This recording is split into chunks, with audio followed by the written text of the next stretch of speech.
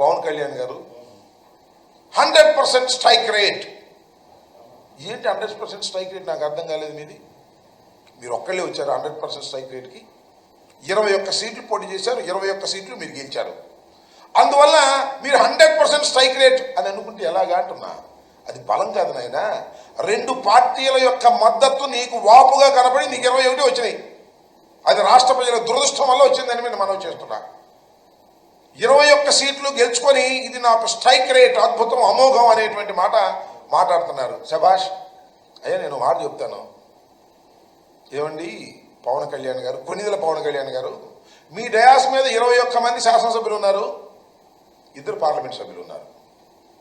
అసలు మీ వాళ్ళు ఎవరు చెప్పండి నాకు. మీ పార్టీలో వచ్చిన వాడు ఎవరు? చంద్రబాబు నాయుడు గారి దగ్గర టికెట్ లేకపోతే పంపిస్తే వాళ్ళకి టికెట్ ఇచ్చావు. మేము రిజెక్ట్ చేసిన బ్యాచ్ కొంతమంది టికెట్లు ఇచ్చావు. నీ సొంత మనుషులు, నీ పార్టీ మనుషులు ఎవరున్నారు? ఎవరు లేరు. గాలి కొట్టుకొచ్చిన వాళ్ళని కొంతమందిని పెట్టుకున్నావు. నీ అదృష్టం బాగుంది, గాలి కొట్టింది, గెలిచావు. ఇది జరిగినటువంటి అంశం. 100% స్ట్రైక్ రేట్ అనేటువంటి మాట మాట్లాడుతున్నావు. అసలు నీకున్నటువంటి 22 శాసనసభ్యుల్లోనూ, 21 శాసనసభ్యుల్లోనూ, 2 పార్లమెంటు సభ్యుల్లోనూ 100% నీ వాళ్ళు కాదయ్యా, చంద్రబాబు నాయుడు గారి మనుషులు లేదా మేము రిజెక్ట్ చేసినటువంటి మనుషులు అనే విషయాన్ని దయచేసి గుర్తుపెట్టుకోమని ఈ సందర్భంగా నేను చెప్తున్నా. సరే, నీకు 100% స్ట్రైక్ రేట్తో నువ్వు గెలిచావు. నువ్వు ఇచ్చిన హామీలు ఏంటి?